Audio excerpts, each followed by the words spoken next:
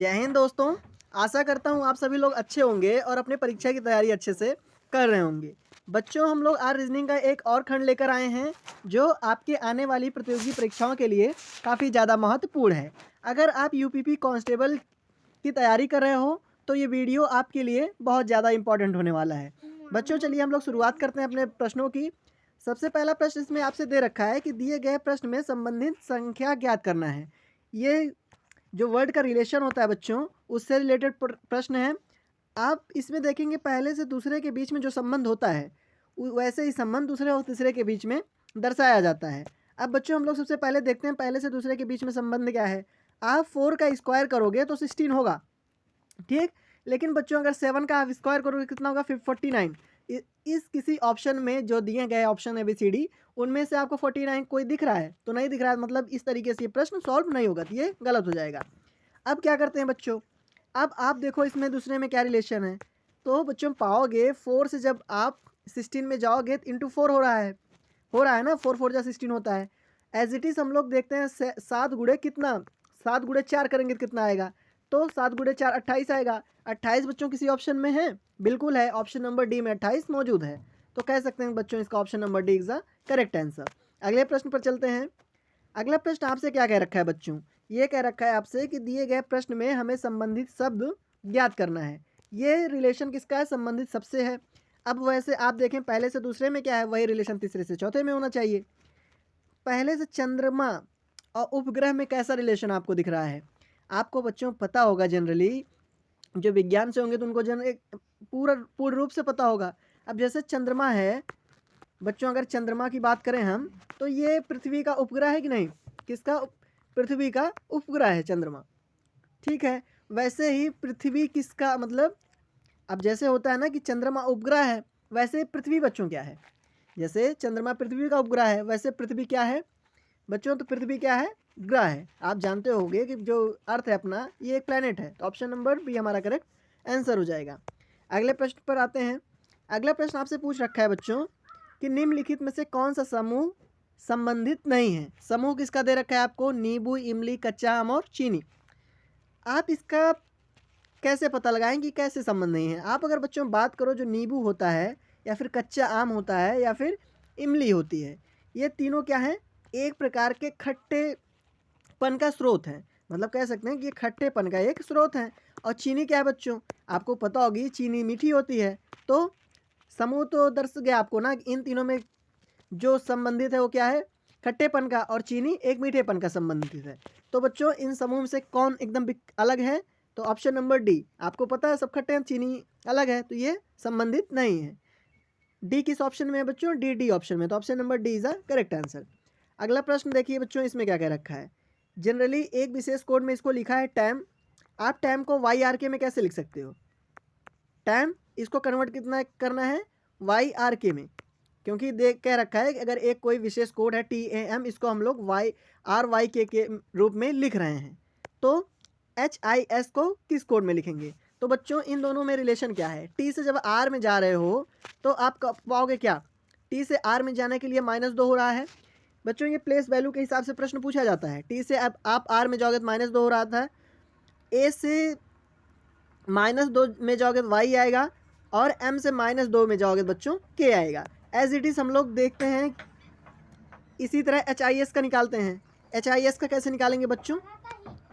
अब HIS है, H के 2 पहले क्या आता है बच्चों? अगर H में -2 करोगे तो आप क्या आएगा? F आएगा। I में -2 करोगे तो बच्चों क्या आएगा? G आएगा, क्योंकि GHI। तो अगर I में -2 करोगे G आएगा, वैसे S में -2 करोगे तो बच्चों Q आएगा। तो FGQ किस ऑप्शन में आपको दे रखा है? तो ऑप्शन नंबर सी में ये मौजूद है। तो इसका करेक्ट आंसर क्या हो जाएगा बच्चों? ऑप्शन नंबर सी इसका करेक्ट आंसर हो जाएगा। आई होप आपको ये प्रश्न भी अच्छे से समझ में आ गया होगा। अगले प्रश्न पर चलते हैं बच्चों। ये वेन RX प्रश्न है। इस तरीके के प्रश्न बच्चों काफ़ी ईजी हो जाते हैं, ठीक। अब इसमें दे रखा है पेन, कंप्यूटर, पेपर। इसमें आपको कैसा आरेख बनेगा यही पूछ रखा है। तो बच्चों पेन का संबंध किसी प्रकार कंप्यूटर से है? हमें तो नहीं लगता कि पेन का किसी प्रकार से संबंध कंप्यूटर में। आप इसका अंदाज़ा ऐसे ना लगाइएगा कि जो पेन में कंप्यूटर में पेन बार होता है, ऐसा नहीं। आपको रियलिटी में बताना है कि पेन का संबंध कोई कंप्यूटर से नहीं है। वैसे कंप्यूटर का पेपर से नहीं है। तो अगर पेन का बात करें तो पेन का सिंगल वेन आरेख मिल गया, वैसे कंप्यूटर का भी बच्चों अलग बन गया। तो पेपर पे लिखा जाता है पेन से ना कि वो एक दूसरे के समान है बच्चों, तो उसको भी बाहरी वेन में रखेंगे।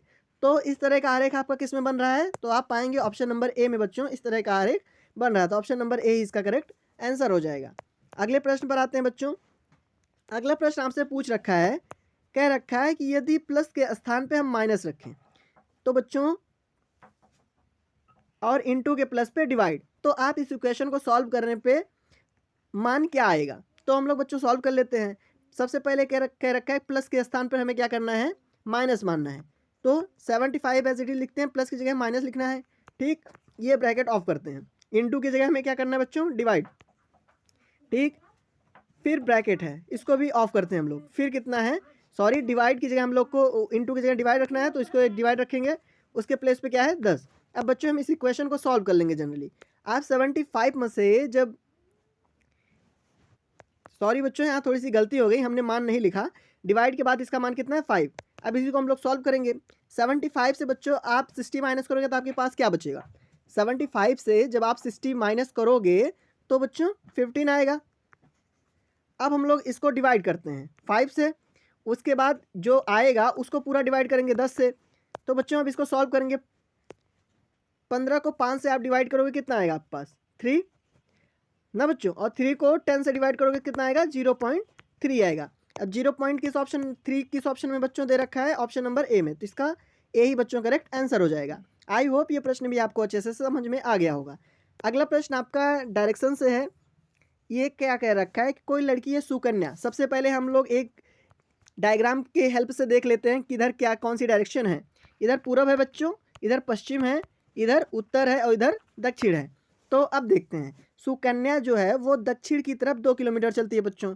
आप इसको दक्षिण की तरफ 2 किलोमीटर चलाओ, इधर को गई 2 किलोमीटर। ठीक, उसके बाद क्या कह रखा है, फिर वह अपने से दाएं मुड़ जाती है बच्चों। फिर उसको अपने से दाएं मुड़ाना है। उसका दाहिना कौन सा होगा बच्चों, इस डायरेक्शन में चली जाएगी।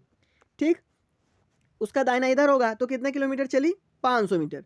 अब उस क्या पूछ रहा है, उसके बाद कह रखा कि वो प्रारंभिक बिंदु यहाँ है उसकी, वहाँ से उसकी स्थिति किस दिशा में है। तो बच्चों इस दिशा में होगी उसकी स्थिति। अब आप डायग्राम में देख लो इधर कौन सी दिशा है बच्चों, इधर आप पाओगे कि कौन सी दिशा है, दक्षिण पूर्व। ठीक बच्चों, दक्षिण पूर्व किस ऑप्शन में दे रखा है आपका, सॉरी दक्षिण पश्चिम, इधर पश्चिम होगा ना बच्चों। तो दक्षिण पश्चिम किधर है, ऑप्शन नंबर हमारा डी में ये मौजूद है। तो ऑप्शन नंबर डी बच्चों इसका करेक्ट आंसर हो जाएगा। आई होप ये प्रश्न भी आपको अच्छे से समझ में आ गया होगा। अगले प्रश्न पर आते हैं बच्चों। इसमें क्या कह रखा है, नीचे दी गई पदों की श्रृंखला में हमारा अगला पद क्या होगा। अब देखते हैं बच्चों इसमें श्रृंखला कैसे चल रही है। आप पाओगे पहले से दूसरे में तो कोई श्रृंखला चल नहीं रही है ना बच्चों, क्योंकि 12 से 2 में जाओगे तो बहुत ज़्यादा डिफरेंस आ रहा है। तो आप कॉमन देख पा रहे हो कि दूसरे से तीसरे में चल रही है, क्योंकि पहले से +2 करोगे तो तीसरा आ जाएगा 12 से 14 के लिए। वैसे 14 से +2 करोगे तो बच्चों 16 आ जाएगा। एज इट इज़ अगर अल्फ़ाबेट में देखो आप, बी के बाद सी आ रहा है +1 का होकर, और प्लस होकर आ रहा है 1 सी से डी में। एज इट इज़ बच्चों दूसरे पद से चौथे में चेक करते हैं। आप इससे जब जा रहे हो 2 से 4 में +2 आ रहा है, और एच से जब जी में जा रहे हो बच्चों -1 आ रहा है। मतलब कह सकते हैं कि ये -1 की श्रृंखला चल रही है अल्फ़ाबेट की और नंबर की +2 की। एज इट इज़ आप अगला जाओगे बच्चों, इसमें +2 करोगे तो 4 में कितना आएगा, 4 में +2 करोगे 6 आ जाएगा। ठीक, वैसे जी में -1 करोगे बच्चों आप क्या आ जाएगा, जी में अगर -1 करोगे तो आप एफ आ जाएगा। तो 6F आपका बच्चों किस ऑप्शन में है, 6F आप देख रहे होगे आपका ऑप्शन नंबर सी में है बच्चों। इसका करेक्ट आंसर क्या हो जाएगा, ऑप्शन नंबर सी। आते हैं हम अगले प्रश्न पर। अगला प्रश्न आपको देख रखा है रिलेशन से बच्चों, जो फैमिली रिलेशन होता है उससे रिलेटेड प्रश्न है। इसमें पूछ रखा है विकी विनोद का पुत्र है। हम लोग एक पॉइंट से दर्शाते हैं कि ये विकी है। ठीक, उसके बाद क्या रखा है विनोद का पुत्र है। तो ये विनोद है और ये विक्की विनोद का पुत्र है। इसमें क्या हुआ, पिता का रिलेशन हुआ ना बच्चों। उसके बाद क्या रखा है विनोद विशाल का भाई है, मतलब विनोद विशाल भाई हैं। तो यहाँ पे विशाल को लाते हैं हम लोग। विशाल क्या है, इन दोनों में भाई का रिलेशन है। ठीक, आप इनमें जानिएगा भाई का रिलेशन है। तो पूछ रहा है विक्की और विशाल में क्या रिलेशन होगा बच्चों। ये आप बताओ कि पापा के भैया से आपका क्या रिलेशन है, छोटे भाई से तो बताओगे आप क्या है, चाचा का रिलेशन है ना बच्चों। चाचा के रिलेशन है, क्योंकि विक्की से विशाल का पूछा है। अगर विशाल से विक्की का पूछता बच्चों तो भतीजे का रिलेशन होता। तो चाचा किस ऑप्शन में है आपका? चाचा ऑप्शन नंबर बच्चों बी में मौजूद है, तो ऑप्शन नंबर बी इसका करेक्ट आंसर हो जाएगा। अगला प्रश्न बच्चों क्या कह रखा है, देखिए इसमें कह रखा है कथनों को पढ़ो आप, उसके बाद दिए गए विकल्पों में अपना निष्कर्ष चुनना है आपको। कथन क्या है? ड्राइविंग करते समय बहुत सतर्क रहना पड़ता है। सतर्क का मतलब बच्चों बहुत अटेंशन रहना पड़ता है। तो अटेंशन से आपको ये पता लग रहा होगा कि ऐसे लोग ड्राइविंग नहीं कर सकते हों जो अटेंशन ना रहते हो, मतलब सतर्क ना रहते हो। सबसे पहले इतना आपको समझ में आया। अब देखिए आपके ऑप्शंस क्या दे रखे हैं। इसमें क्या रखा है कि आलसी लोग ड्राइविंग नहीं कर सकते हैं, क्योंकि आलसी लोग बच्चों सतर्क तो रहेंगे नहीं।